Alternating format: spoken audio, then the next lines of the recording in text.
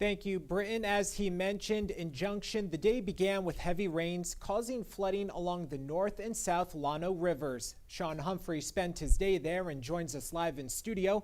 Sean, you were there today. What can you tell us about what you saw and just how devastating these floods have been? Well, actually, devastating might be a bit of an overstatement, Bert. The locals were certainly concerned and remaining aware of the weather impacts there, but they were actually standing along the South Llano River watching the floodwaters go by.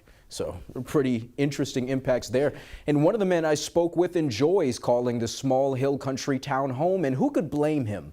Pecan trees line the South Llano River, and the people there didn't give this journalist a hard time.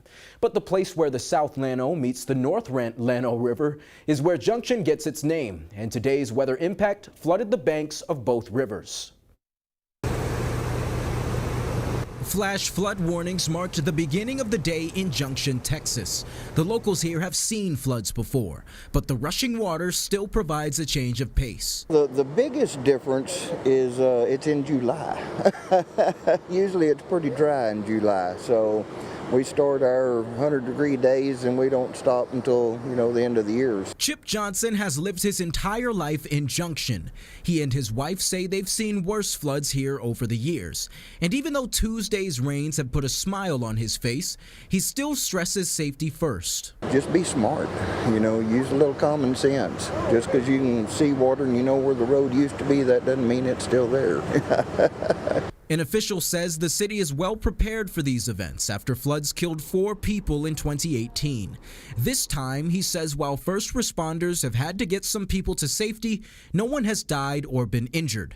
And after experiencing the impacts himself, he says to be careful. I live off of the Johnson Fork, and I was amazed how much it came up just in 5 minutes. You can't underestimate the speed and quickness of rising water. And with a love for his hometown, they always say if you ever drink the water in Junction, you won't ever leave. Johnson can stand the rain.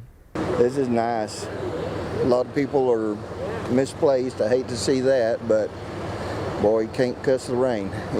You never know when it's coming back. As Britton mentioned, a flood advisory is still active in Kimball County, and we saw the waters rising in real time. Now let's bring back our chief meteorologist, Britton Musall. Britton, will we see any more rain in those parts of the Texas Hill Country? Sean, I think those rain chances are really starting to dwindle for the Hill Country, at least for today. We might see a little bit of rain in the future,